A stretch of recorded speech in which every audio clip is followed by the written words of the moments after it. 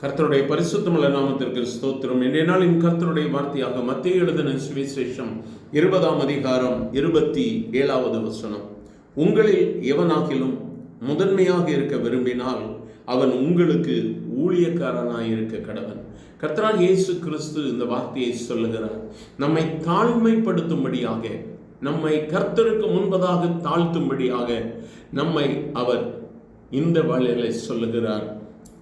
நீங்கள் மற்றவர்களுக்கு ஊழியக்காரனாக இருக்க வேண்டும். நம் தாழ்மையாக இருக்கும் பொழுது கர்த்தர் நமக்கு மேன்மையை கொடுக்கிறவராக இருக்கிறார்.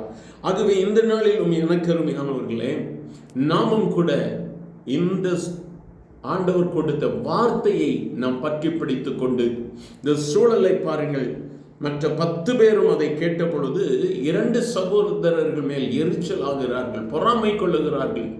அந்த சீஷர்களின் மத்தியிலே நீ பெரியவனா நான் பெரியவனா என்கிற வார்த்தை வந்த பொழுதுதான் என் ஆண்டவராகிய இயேசு சொல்லுகிறார், யார் முதன்மையாக இருக்க விரும்பினால் அவன் ஊழியக்காரனாக இருக்க கடவன். And whosoever will be chief among you, let him be your servant. Let him be your servant. நம்மை தாழ்த்தும் பொழுதுதான் கர்த்தர் நம்மை உயர்த்துகிறார். தேவனாகிய கர்த்தர் சொல்லும் பொழுது, மனுஷனே நீ தாழ்மையாய் நடப்பதே அல்லாமல் வேறு எதை கர்த்தர் உன்னிடத்திலே கேட்கிறார் என்று சொல்லி வேதம் சொல்லுகிறது. இந்த நாளிலும் நாமும் கர்த்தரிடத்தில் நம்மை தாழ்த்துவோம். ஒருவேளை மனிதர்கள் மத்தியிலும் தாழ்ந்து செல்ல வேண்டிய சூழ்நிலைகள் இருக்குமானால் நாம் மனிதர்கள் மத்தியிலும் நம்மை தாழ்த்துவோம். ஆண்டவர் மேன்மைப்படுத்துகிறவராக இருக்கிறார். ஒரு கட்டத்தில் தேவனாகிய கர்த்தர் சொல்லுகிறார், நீங்கள் மனம் திரும்பி பிள்ளைகளை போல ஆகாவிட்டால் பரலோக ராஜ்யத்தை அடைய முடியாது. இந்த பிள்ளையை போல தன்னை தாழ்த்துகிறவன் எவனோ அவன் பரலோக ராஜ்யத்தில் பெரியவனாயிருப்பான். எனக்கு அருமையானவர்களே, இந்த உலகம் கொடுக்கிற மேன்மை அல்ல, இந்த உலகம் கொடுக்கிற பதவி அந்தஸ்து அல்ல, கர்த்தர் நமக்கென்று வைத்திருக்கிற அந்த பரலோக ராஜ்யத்தில் ஒரு மேன்மை நமக்கு இருக்க வேண்டும். கிறிஸ்தவனுடைய ஓட்டம் அதுதான். கிறிஸ்துவை நம்பி விசுவாசிக்கிறவனுடைய ஓட்டம் அதுதான். இந்த பூமியில் என் ஓட்டம் முடியுமானால் என் ராஜாதி ராஜாவை நான் சந்திப்பேன் என்கிற நம்பிக்கை தான். இந்த உலகத்தில் நம்மை மனிதர்கள் தாழ்த்தலாம், ஆனால் கர்த்தர் அவைகள் எல்லாவற்றையும் பார்த்து கொண்டு இருக்கிறார்.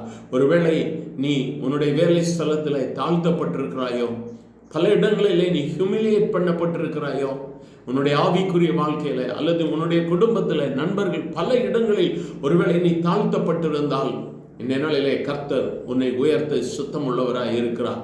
அவரை நோக்கி பார்த்து அவரிடத்தில் சொல்லுவாயா, என் ஆண்டவரே, நான் எல்லாராலும் தாழ்த்தப்படுகிறேன், ஆனாலும் உம்முடைய சமூகத்தில் என்னை ஒப்புக் கொடுக்கிறேன் என்று சொல்லுவாயா? எங்கள் அன்பின் ஆண்டவரே, ஆசீர்வதிக்கப்பட்ட இந்த வேலைக்காக நன்றி. பல விதங்களில் ஆண்டவரே, தாழ்த்தப்பட்டவர்களாக ஆண்டவரே, நீதிக்கு புறம்பாக தங்களுடைய வாழ்வில் தாழ்மை, பலரால் தாழ்த்தப்பட்ட சூழ்நிலையில் ஒதுங்கி நின்று கொண்டிருக்கிற உம்முடைய பிள்ளைகள், தனிமைப்பட்டவர்கள் உம்மை பார்த்து ஆண்டவரே கண்ணீரோடு கூட ஜெபிக்கிற உம்முடைய பிள்ளைகளை கர்த்தர் கண்ணோக்கி பாரும்.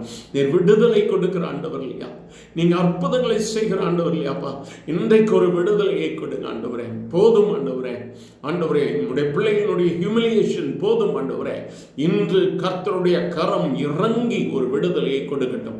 ஆசீர்வதியும். இயேசுவின் நாமத்தில் பிதாவே, ஆமென்.